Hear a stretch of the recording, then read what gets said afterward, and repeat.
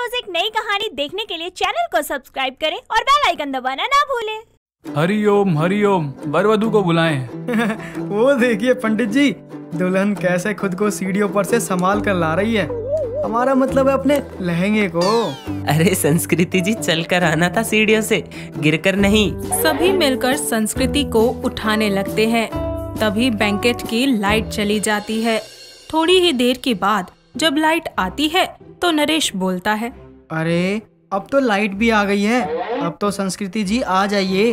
भाभी जी आप ही जाइए दुल्हन को लेने। भाभी जी संतरी कहाँ है? और सविता भाभी भी नजर नहीं आ रही। भैया कहाँ होगो हमारी शादी में? हमारी माँ समान भाभी कहाँ गुम गई? अरे जब तक वो ना आती ना, हम ना करेंगे शादी बड़े भैया। अरे तुम्हारी शादी गई घुइयों के खेत में। यहाँ हमारी संतरी और भाभी जी नहीं मिल रही और तुम्हें शादी की पड़ रही है। अरे नरेश चलो जल्दी से सविता और भाभी जी को ढूंढने। अरे रुक जाओ तुम, हम आ रहे हैं। तुम्हारे साथ भाभी को हम भी ढूंढेंगे। टीका भी अपना सेहरा साइड में रखकर उनके साथ निकलने लगता है। तभी संस्कृति के पिता छोटू नाथ उससे बोलते हैं, ये कैसे संस्कार है बेटा? छोटा भाई बड़े भाई का नाम ले रहा है और दूल्हा शादी छोड़कर भाभी को ढूंढने के लिए जा रहा है। अंकल जी बात कुछ ऐसी है कि अभी हमारे संस्कार गए तेल लेने और हम जा रहे हैं भाभी जी और सविता को ढूंढने। इतना बोलकर वो तीनों संतरी और सविता को ढूंढने के लिए निकल जाते हैं। वहीं दूसरी ओर संस्कृति मंडप पर जाकर बैठ जाती है। ना चाहते हुए भी छोटू नाथ को उनके साथ संतरी और सविता को ढूंढने के लिए जाना पड़ता है। नरेश और योगेश उनको आवाज देते हुए कहते हैं, भाभी जी, संतरी, कहाँ हैं आप दोनों? सविता, भाभी जी, ये कोई मजाक का समय नहीं है, देखो बाहर आ जाओ। तभी उनके कानों में कहीं से संतरी और सविता की आवाज आती है, जिसे सुनकर नरेश बोलता है, हाँ संतरी, हम तुम्हारी आवाज सुन पा रहे हैं, पर तुम हो कहाँ? हाँ नरेश जी, हम यहाँ हैं, कोनो हमें बंद कर दिया है।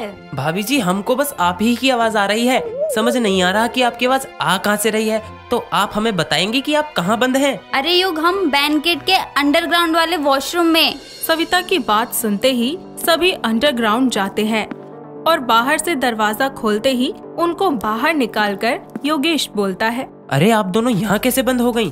और चलो यहाँ बंद भी हो गईं तो एक फोन कर लेती, हम आ जाते। अरे हम फोन तो कर देते, पर वो कहा है ना कि हमारे फोन में रिचार्ज नहीं था तो फोन बंद हो गया। भाभी रिचार्ज नहीं चार्ज होता है। सही बोले, हम यही बोल रहे हैं। अरे अब यहाँ से चलो, नहीं तो वो छोटू नाथ अपनी बेटी को लेकर चला जाएगा। वैसे भी अब देखो, आप दोनों की वजह से बेचारे हमारे टीके की शादी रुक गई। अगर आज इसकी शादी नहीं हुई तो जैसे इसकी शक्ल है, इसकी शादी कहीं और होगी भी नहीं। नरेश, ये कैसी बात कर रहे हो? ये सब हमने जानबूझकर थोड़ी ना किया है। हमें तो खुद नहीं पता था कि हमें यहाँ किसने बंद किया। और ये आप क्या बोल रहे हैं, हमारी वजह से शादी रुक गई? इस बात पर तो हमने गौर ही नहीं किया। आखिर आप दोनों को यहाँ किसने बंद किया? वो जब पंडित जी मंत्र पढ़ रहे थे तब हम यहाँ फ्रीज होने आए थे, तभी लाइट चली गई और कोनो हमें यहाँ बंद कर गया। अरे पगली, वो फ्रीज नहीं फ्रेश होता है। सही बोले, हम यही बोल रहे हैं। गाइस, अभी यहाँ से चलो, टीके की शादी करवानी है, शुभ मुहूर्त निकलता जा रहा है। सभी जाने लगते हैं, पर टीका वहीं रुक जाता है। उसे ना जाते हुए देखकर सविता उससे बोलती है, अरे टीका भैया, क्या हुआ? शादी नहीं करनी है क्या, जो ऐसे मुंह लटका कर खड़े हो गए? भाभी जी, हमें शादी नहीं करनी। हमें संस्कृति बिल्कुल पसंद नहीं है, वो हमसे काफी बड़ी लगती है। तो अच्छा ही है ना, बीवी के साथ साथ तुझे माँ मुफ्त मिल जाएगी। तुमने अपनी शक्ल देखी है? पहले तो बोल रहे थे माँ बिहाना हो रो है, अब कह रो है हमें बिहाना करनो। यहाँ कोई मजाक चल रहा है? भाभी हमने तो पहले ही कहा था इन दोनों से हमें संस्कृति पसंद न है, पर यो हमारी कछु सुने तब ना। अरे कोई बात नहीं भैया, पहले युग भी हमें पसंद नहीं था, पर शादी के बाद देखो। हाँ भैया, आप दोनों को भी शादी के बाद ना एक दूसरे से ट्रूथ लव हो जाएगा। अरे भाभी जी, वो ट्रूथ नहीं ट्रू लव होता है, जैसे हम आपको करते हैं। क्या बोले? अरे कुछ नहीं भाभी जी, मैं तो बस बोल रहा था कि चलते हैं, बहुत लेट हो गया है। इतना बोलकर सभी मंडप की ओर जाने लगते हैं। तभी सविता की नजर एक लड़की पर जाती है, जो संतरी और उसको इशारा करके अपने पास बुला रही होती है।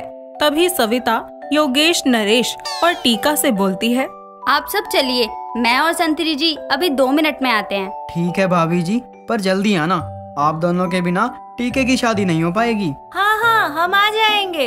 इतना बोलकर वो तीनों मंडप की ओर चले जाते हैं। वहीं संतरी और सविता उस लड़की के पास जाकर उससे बात करती हैं।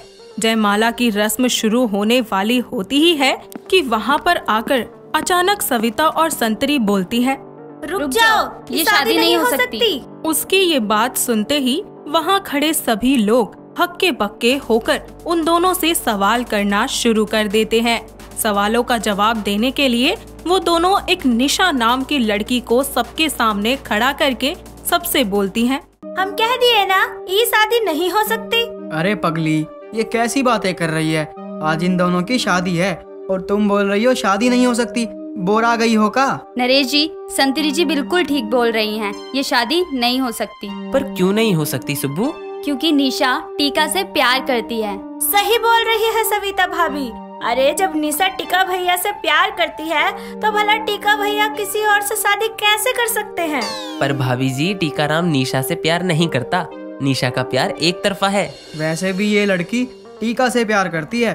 तुम ये बात इतने दावे के साथ कैसे बोल सकती हो? योगेश के ये पूछने पर संतरी और सविता उनको सारी बातें बता देती हैं कि निशा ने ही लाइट काटी थी और उसी ने संतरी और सविता को बाथरूम में भी बंद किया था ताकि वो दोनों शादी के मंडप पर ना जा सकें और टीका की शादी किसी भी तरह से रुक जाए।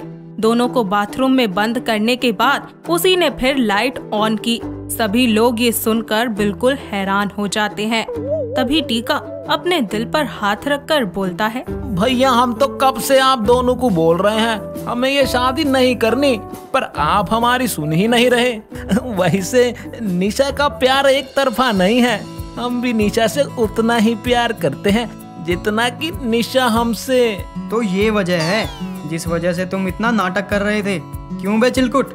नहीं, आप ऐसा कैसे बोल सकते हैं? अगर आपको मुझसे शादी ही नहीं करनी थी तो ये शादी की रस्में क्यों की? महोदय, ये हैं आपके संस्कार।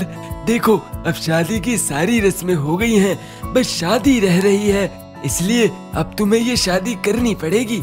हमारे संस्कार ऐसे नहीं हैं जो शादी वाले दिन ऐसा करें। महोदय जी, आपके संस्कार कैसे हैं हमें उससे मतलब नहीं, पर हमारे पास संस्कार नाम का कोई व्यक्ति नहीं है और ना ही हम में।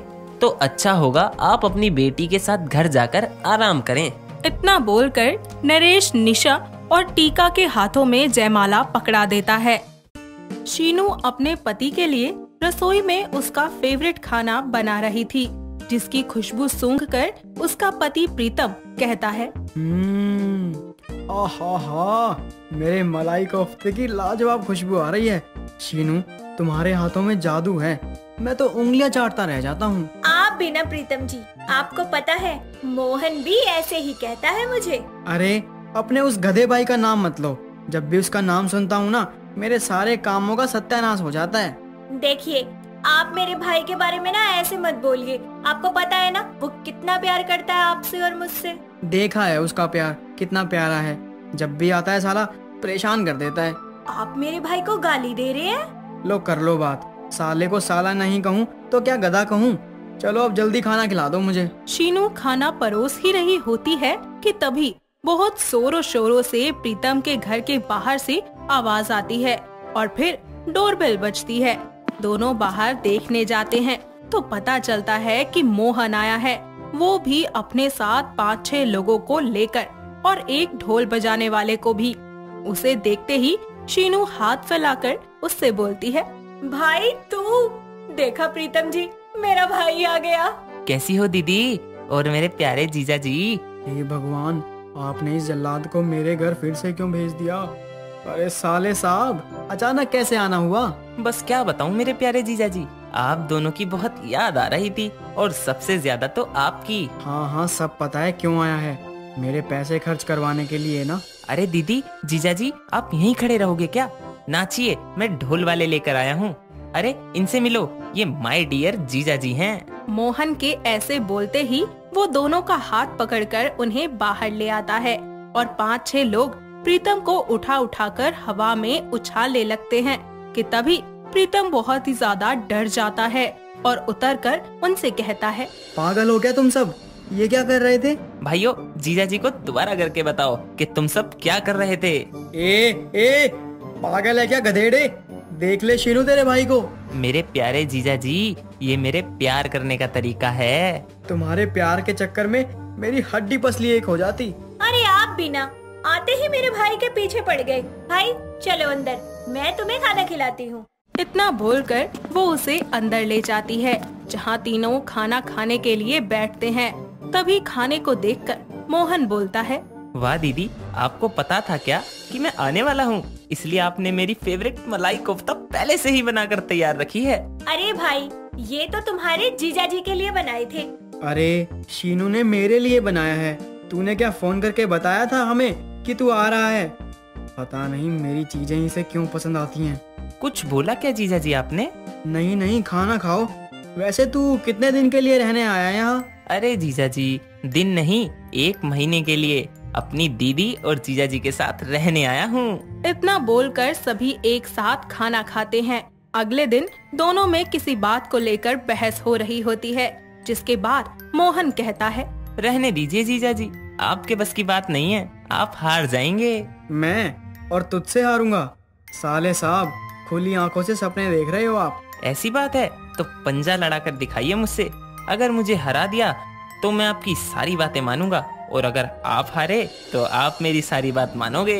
इतना कहते ही दोनों एक टेबल पर बैठकर पंजा लड़ाने लगते हैं, जिसमें कभी प्रीतम जीतने वाला होता है तो कभी मोहन का हाथ उसके जीजा जी पर भारी पड़ता है, और चीटिंग करके मोहन आखिरकार प्रीतम को हरा ही देता है। जिसके बाद प्रीतम बोलता है, ये तो चीटिंग है। आप मान क्यों नहीं लेते कि आप मेरे भाई से हार गए हैं? चलिए अब उसकी बात मानिए। देखिए जीजा जी, अब आप मुझसे हार चुके हैं और आप क्या करोगे?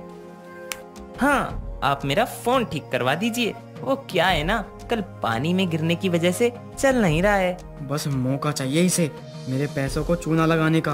अपनी आदतों से बाज नहीं आएगा ये। मोहन करा दूंगा ठीक। इतना बोलकर वो अगले दिन उसका फोन ठीक करवा देता है, और मोहन से बदला लेने के लिए प्रीतम के दिमाग में एक आइडिया आता है, तो वो उसके लिए एक जाल बिछा कर रखता है। जैसे ही मोहन कमरे में आता है, दरवाजा खुलते ही मोहन के ऊपर कलर वाला पानी गिर जाता है। ये देखकर प्रीतम उस पर जोर से हंसता हुआ कहता है, अरे रंगीला, तू तो पूरा ही गीला हो गया रे। ओह, तो ये आपका कारनामा है? मुझे पहले ही समझ जाना चाहिए था। अब मैं चलता हूँ, मुझे और भी बहुत काम है। जैसे ही प्रीतम आगे बढ़ता है, उसी पानी में वो भी फिसल जाता है। जिसके बाद मोहन उस पर हंसते हुए कहता है, जीजा जी, आप तो गिर गए। मैंने कहीं सुना है जो दूसरों के लिए गड्ढा खोदता है वो एक दिन खुद ही उसमें गिर जाता है। तुझे तो मैं देख लूंगा। अभी उठा मुझे। मेरी कमर टूट गई। प्रीतम के ऐसा कहने पर मोहन उसे कमरे तक कंधे के सहारे ले जाता है और डॉक्टर को बुलवाकर दवाई दिलवाता है। कुछ दिन बीत जाते हैं और अचानक मोहन का एक डीलर उससे पैसे लेने के लिए उसके पास आता है, और पैसे ना होने की वजह से वो प्रीतम को कहता है, जीजा जी, मैं एक मुसीबत में हूँ, प्लीज आप मेरी हेल्प कर दीजिए। इन्हें पेमेंट करनी है सामान की, और मेरा सारा पैसा तो भोपाल में है, तो 1 लाख रुपए की पेमेंट आप ही कर दो ना। बस इतनी सी बात? तू रुक, मैं अभी इंतजाम करता हूँ। बस एक कॉल करके ही मेरा दोस्त ले आएगा। थैंक यू जीजा जी। अरे भाई, अब और कितनी देर लगेगी पेमेंट लाने में? बस 2 मिनट लगेगी, आता ही होगा जीजा जी का दोस्त। अरे भाई, कितनी देर लगेगी? बस 2 मिनट यार, वो आने ही वाले हैं। ऐसे ही 2-2 मिनट करते हुए मोहन को पूरे 3 घंटे हो जाते हैं, और उसका डीलर उस पर गुस्सा करते हुए कहता है, अरे भाई, ये क्या बदतमीजी है? तुम्हारे 2-2 मिनट करते 3 घंटे हो गए। जीजा जी, आपका वो दोस्त कब आएगा? उसको बोलो थोड़ा जल्दी आ जाए। बस 2 मिनट में आता ही होगा। अभी 2 मिनट पहले ही फोन करके बताया है। तभी वहाँ पर प्रीतम का दोस्त विकी आता है और जेब में से एक लिफाफा निकालकर मोहन के हाथों में दे देता है, जिसे छूकर मोहन कहता है, जीजा जी, ये क्या है? 1 लाख की गड्डी तो लग नहीं रही इसमें, बड़ा पतला लिफाफा है। ये पैसे नहीं है, ये तो ट्रेन की टिकट है। क्या? अब मैं पैसे लेने भोपाल जाऊं? जी, जाना तो पड़ेगा। ठीक है, तो चला जाऊंगा। वाह जीजा जी वाह, 1 लाख तो दिए नहीं, ऊपर से टिकट करवा दी। तूने क्या समझा था कि इस बार तू मुझे लपेटे में ले लेगा? नहीं बेटा, जैसे हर शेर पे सवा शेर होता है ना, वैसे ही मैं तुझ पर हूँ। वाह जीजा जी, आपने क्या सेटिंग बिठाई है। हाँ वो तो है। तो चलो निकलो, ट्रेन के जाने का वक्त हो रहा है। टाटा साले साहब। हाँ हाँ जीजा जी, जा रहा हूँ मैं। सही खेल गए इस बार आप, लेकिन अगली बार के लिए तैयार जरूर रहिएगा, मैं वापस जरूर आऊंगा। इस तरह मोहन और प्रीतम के बीच की तकरार बनी रहती है। मोहन हमेशा उसके पैसों का चूना लगाता है, लेकिन इस बार प्रीतम मोहन को टोपी पहना देता है और मजबूरन मोहन को वहाँ से जाना पड़ता है। साथ ही इस तरह प्रीतम अपने साले के जाने के बाद खुशी से अपने घर में रहता है और कहता है, लो जी, चला गया मेरी बीवी का भाई, अब मजे करूँगा। विवान एक सिंपल, सीधा साधा और पढ़ाकू लड़का था, तो वहीं अंजलि एक शरारती और बहुत ज्यादा फनी लड़की थी। जहां एक तरफ लड़कियों को सूट पहनना बहुत पसंद था, वहीं अंजलि जीन्स और अजीबोगरीब तरीके के टॉप्स पहना करती थी। ऐसे ही एक दिन अंजलि फुटबॉल खेल रही होती है कि तभी उसकी फुटबॉल जाकर विवान को लग जाती है और उसका चश्मा गिरकर टूट जाता है, जिसके बाद अंजलि उससे बोलती है, ओ आंखें चंधिया गई हैं क्या? थोड़ा देखकर चलो, अगर तुम्हें लग जाती तो प्रिंसिपल मुझे ही सुनाती। अरे आप तो ऐसे कह रही हो जैसे आपकी कोई गलती नहीं है, आपको भी तो देखकर खेलना चाहिए ना। अंजलि जवाब देने वाली होती ही है कि तभी उसके फोन पर एक कॉल आता है, तो वो कॉल उठाने के लिए चली जाती है। इतने में विवान भी वहाँ से चला जाता है। अगले दिन विवान बुक्स लेकर जा रहा होता है और अंजलि जल्दबाजी में उससे फिर से टकरा जाती है, तो विवान बोलता है, अच्छा तो आप मुझे सच में मारना चाहती हो, उस दिन फुटबॉल से और आज इस टक्कर से। ओह शट अप, तुम इतने भी स्पेशल नहीं हो जो तुम्हें मारना चाहूँ। By the way, I have boyfriend. इतना बोलकर अंजलि चली जाती है और विवान उसको देखता ही रहता है, क्योंकि कहीं ना कहीं पहली मुलाकात में ही अंजलि विवान को भा गई थी।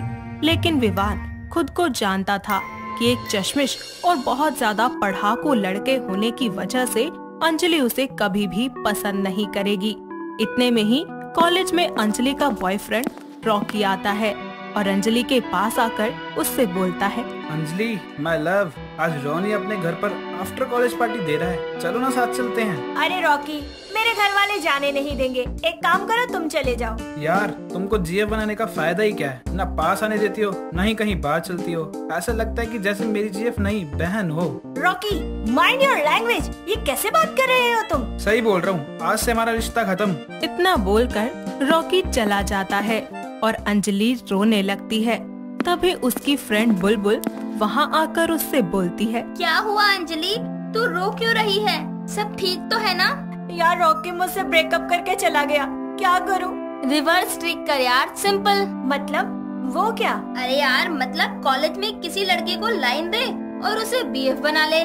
बुलबुल आर यू क्रेजी? कैसी बातें कर रही है यार, मैं रॉकी से प्यार करती हूँ, मैं किसी और को अपना बॉयफ्रेंड क्यों बनाऊंगी? अरे बाबा, असली में थोड़ी बनाना है, बस नाटक करना है ताकि रॉकी जेलस हो और तेरे पास वापस आ जाए। अंजलि को बुलबुल की ये एडवाइस बहुत अच्छी लगती है और वो कॉलेज में चारों ओर देखने लगती है। तभी अचानक उसकी नजर विवान पर पड़ती है, जो कि अपनी किताबों में घुसा हुआ होता है। अंजलि उसके पास जाकर उसे चुटकी बजाकर बोलती है, ओ हेलो, अब से तुम मेरे बॉयफ्रेंड हो, समझे? पर वर कुछ नहीं, अब से हम गर्लफ्रेंड बॉयफ्रेंड हैं, बस। इतना कहकर अंजलि चली जाती है और विवान उसको तो मानो जैसे दुनिया ही मिल गई हो। वो बहुत ज्यादा पढ़ने की कोशिश करता है, पर उसका ध्यान पढ़ाई में नहीं लगता और वो किताबों में बस अंजलि का चेहरा ही देखता रहता है। जिसके बाद अगले दिन विवान और अंजलि साथ साथ कॉलेज में घूमते हैं, साथ ही कैंटीन में खाना खाते हैं और घर भी साथ ही जाते हैं। ऐसे ही कुछ दिन बीत जाते हैं और एक दिन रॉकी ये सब कुछ देख लेता है, लेकिन उस समय वो कुछ नहीं कहता।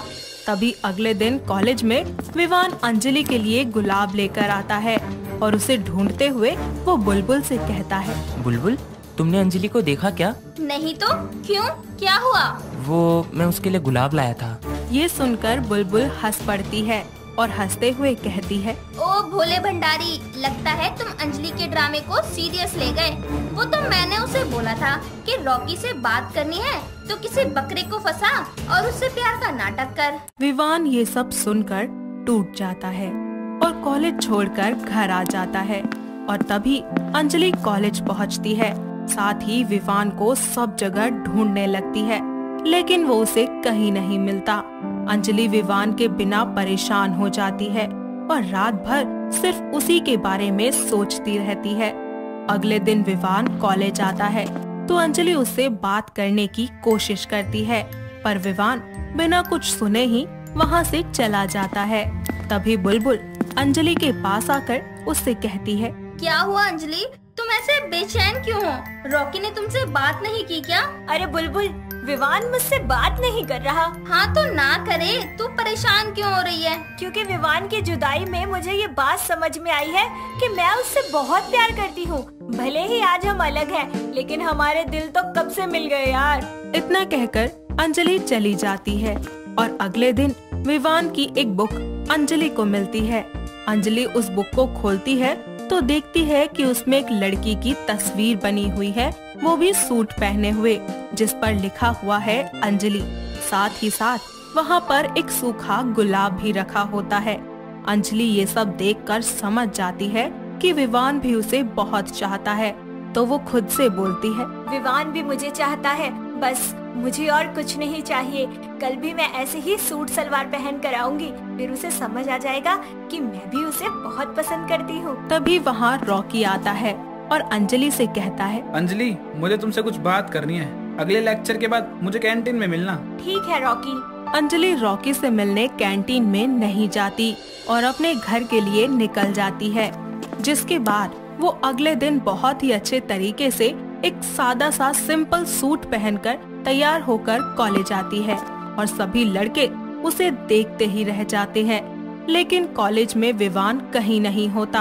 अंजलि विवान को ढूंढने के लिए कैंटीन में जाती है, लेकिन वो उसे वहाँ पर नहीं मिलता। तभी अंजलि वापस जाने लगती है तो अचानक रॉकी उसका हाथ पकड़कर उसे रोकते हुए बोलता है, मैं जानता हूँ अंजलि, तुम मुझे चाहती हो और ये सब तुमने इसलिए किया है ताकि तुम मुझे जेलस कर सको। लो, मैं जेलस हो गया, अब मेरे पास वापस आ जाओ। देखो आज तुम कितनी सुंदर लग रही हो। रॉकी, मेरा हाथ छोड़ो, मुझे दर्द हो रहा है। नहीं छोड़ा तो क्या करोगी? तभी वहाँ पर विवान आ जाता है और रॉकी को थप्पड़ मार कर बोलता है, हाउ डेयर यू रॉकी, तुमको कोई हक नहीं है किसी लड़की के साथ ऐसा करने का। आज के बाद कभी इसे परेशान मत करना। तुम होते कौन हो मुझे ये बताने वाले कि अपनी गर्लफ्रेंड के साथ मैं क्या करूं और क्या नहीं? विवान ये सुनकर जाने लगता है कि तभी अंजलि उसका हाथ पकड़ लेती है और उससे बोलती है, मत जाओ विवान, मैं मानती हूँ कि मैंने ये सब एक मजाक से शुरू किया था, लेकिन सच में मैं तुम्हारे बिना नहीं रह सकती हूँ। मेरा दिल सिर्फ तुम में है। ये सारी की सारी बातें रॉकी सुन लेता है और बोलता है, विवान, इसकी बातों पर यकीन मत करना, क्योंकि कल ये मेरे साथ थी और आज तुम्हारे साथ, और कल फिर किसी और तीसरे के साथ होगी। कैसे बॉयफ्रेंड हो तुम? अपनी ही गर्लफ्रेंड के कैरेक्टर के बारे में क्या क्या बोल रहे हो? चले जाओ यहाँ से। विवान की बात सुनकर रॉकी वहाँ से चला जाता है और तभी विवान अंजलि से कहता है, अंजलि, तुम आज नहीं तो कल मुझे भी छोड़ दोगी और मुझे तकलीफ होगी, इसलिए हम बस दोस्त बन सकते हैं और कुछ नहीं। अंजलि विवान की ये बात मान लेती है और उसके बाद अंजलि और विवान बहुत अच्छे दोस्त बन जाते हैं। साथ ही अंजलि हर वो कोशिश करती है ताकि वो विवान की नाराजगी को मिटा सके। और एक दिन अंजलि विवान से कहती है, विवान, अब तो हमारी दोस्ती को भी कई महीने हो गए, अब तो तुम्हें यकीन हो गया ना कि मैं तुमसे प्यार करती हूँ? हाँ है तो क्या अब तुम मुझे अपनी गर्लफ्रेंड बना लो? नहीं, मैं तुमको अपनी गर्लफ्रेंड नहीं बनाऊंगा। विवान के इतना कहते ही अंजलि उदास होकर वहाँ से जाने लगती है। तभी विवान उसे रोकते हुए कहता है, मुझे डर है कि तुम भाग ना जाओ, इसीलिए तुम डायरेक्ट मेरी बीवी बनोगी। इतना सुनते ही अंजलि विवान को गले लगा लेती है और दोनों के दिल के साथ साथ कुंडली भी मिल जाती है, जिसके कुछ ही समय के बाद दोनों अपने परिवार वालों की सहमति से एक दूसरे से शादी करके जिंदगी की नई शुरुआत करते हैं। दोस्तों, अगर आपको ये कहानी पसंद आई तो इसे लाइक करें, शेयर करें और कमेंट करके बताएं कि कहानी में आपको सबसे अच्छा क्या लगा।